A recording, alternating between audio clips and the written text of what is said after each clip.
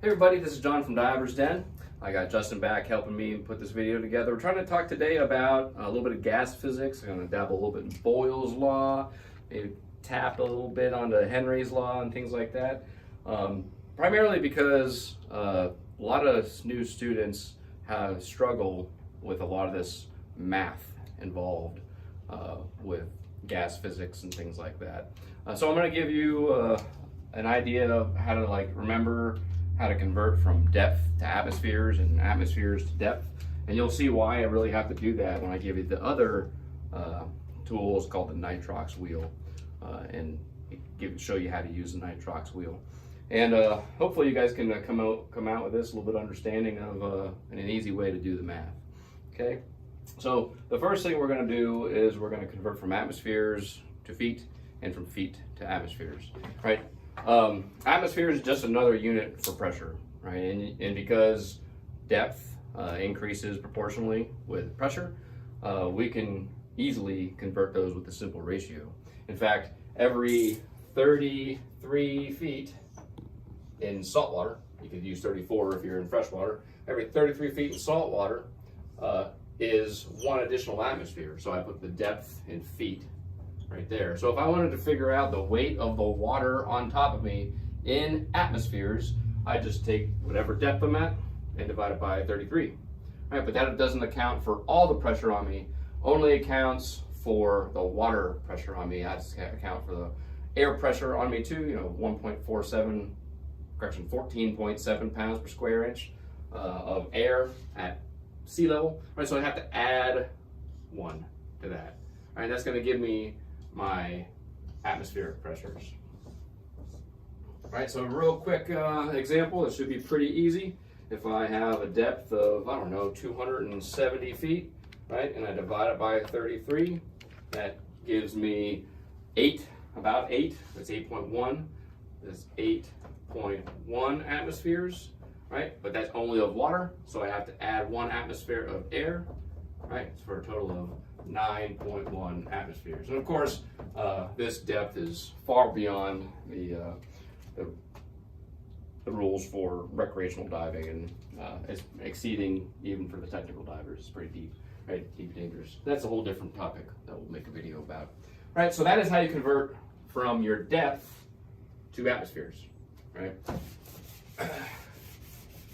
So the next thing we're going to do is we're going to convert from atmospheres to depth. And if you were an algebra wizard, it'd be really easy just to move the 1 around and multiply by 33. But let's do a little more intuitive approach at it, right? So if I am at some atmospheres, right, of depth, right, I'm at an atmosphere, and I want to figure out what the depth is related to that atmosphere. Remember, this is your total atmospheres to include your water pressure and the air pressure, right? So the first thing I'm going to do is I'm going to take the air pressure off of it. So I'm going to subtract 1, okay? Now to convert the water pressure, again, it's a simple ratio, I'm going to multiply it by 33, and the water pressure is going to be my depth, right? That's going to be my depth in feet, right? So if I'm at, let's say, 4.2 atmospheres total, right? That's air and water. I have to subtract 1. Giving 3.2, multiply that by 33, it's around 90 something. No, 136, my math, that's my calculators. 136 feet at 4.2 atmospheres. All right, so that is how you use these equations to go from atmospheres to depth and depth to atmospheres. And hopefully we'll see where that can be applied. I mean, you really can't apply this very much in practical sense when you're diving. Right? We don't really figure out what atmospheric depth I'm at when diving. We talk about feet, right? But you need to understand atmospheres to be able to use the Nitrox wheel. Right, so the Nitrox wheel, start with a big wheel. Just a big wheel like this. And we're going to split the center and then split the bottom. Right, so this is a pretty common relationship in a lot of different fields. Like you can use this for Ohm's law and things like that. But we're going to use it for the electricians that are watching. But we're going to use this for enriched air diving and give us some tools to use for that. Right. So if it's on the top, and I want to figure out the stuff on the top and multiply it by the bottom. Right. If I want to figure out this guy, I divide this one by that, and vice versa for that one, right? So at the top is our first one, or it's gonna be our partial pressure of oxygen. If you don't understand partial pressures, go ahead and look at our videos, and you'll find a whole video about partial pressures. But it's kind of some prerequisite knowledge you need to understand what's going on here. Okay, and then over here we have what we call the fraction of oxygen, and that is in percentage form. So if you're diving a mix that was 32%, it'd be 0.32. That's pretty easy to understand. Just divide it by 100 if you really want to do the math, or you can just shift the decimal points over too. Okay, and then over here, let's use blue for this. This is my depth, right? But it's in atmospheres. And that's the key for this one, is knowing how to convert back and forth atmospheres. If you plug feet into this thing, it doesn't work. Right, so let's run through a couple real quick examples of how this works, right? So let's say, for instance, I want to try to figure out what my partial pressure of oxygen would be diving a specific mix at a certain depth, right? So you can do this and figure out, is this going to be a safe gas to breathe at that depth? Right, so my partial pressure limits, of course, if you know anything about Nitrox, is 1.4 for normal operations, 1.6 for contingent operations, meaning that we don't like to go to 1.6, 1.4 is what you should be planning everything for. All right, so what I'm going to do is I'm going to say, for instance, I have a mix of, we'll do 32%, since that's what I used before, 32%, right, which is 0.32 in fraction form. Right, and a depth of, we'll say, 110 feet, 110 feet, right? I can't use that number in the wheel because it's not in atmospheres. I got to convert it to atmospheres. So I go over here to my little ratio and add one, and I go 110 feet divided by 33. That's the number, that's the weight of the water, the atmospheres of water, which is 4.3. But again, that's at water atmospheres, and I still have to add one. Nope, I already added. Oh, you already added one? Thanks. So it's 3.3, add one to 4, so it makes it 4.3, right, total atmospheres. Okay, so I get my 4.3 atmospheres in here right now. So now it's pretty simple.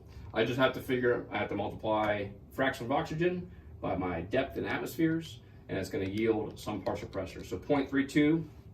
0.32 from right here times 4.3 gives me a partial pressure of 1.36 actually. So just below my safe operating MOD partial pressure, right? So that's how you use the wheel to figure out what your partial pressure of oxygen is going to be for a given fraction of oxygen, specific mix, and a depth. All right, so next what we're going to do is we're going to figure out the fraction of oxygen that would be the best mix for a given depth. This comes in really, really handy if you're trying to get some specific cocktails for the dive sequence, and you have the ability to request a specific mix, right? So that you can get the maximum bottom time and still stay within your 1.4 partial pressures, right? So what I have to do here is it's really simple. There it is. Let's say we're the dive we're planning to is 87 feet. 87 feet, and we're using 1.4. Again, I can't use 87 feet on the wheel. It's got to be in atmospheres, right? So the way I convert that to atmospheres is I go 87 divided by 33. Then add 1, and that gives me 3.6 atmospheres. Right, so 3.6 atmospheres is what I'm going to be diving at. So the ideal fraction of oxygen is going to be 1.4. I use the 1.4 because that's my normal operating partial pressure, divided by 3.6 to yield a ideal fraction of oxygen of 38%. 38%. Those numbers look a little funny for a second. 38%. Okay, it's not a fat finger to the calculator. Right, so 38% there. Right, so if I wanted to get the maximum bottom time, if I'm limited to my no decompression, I would use a 38% mix. Okay, the last way to use this is to figure out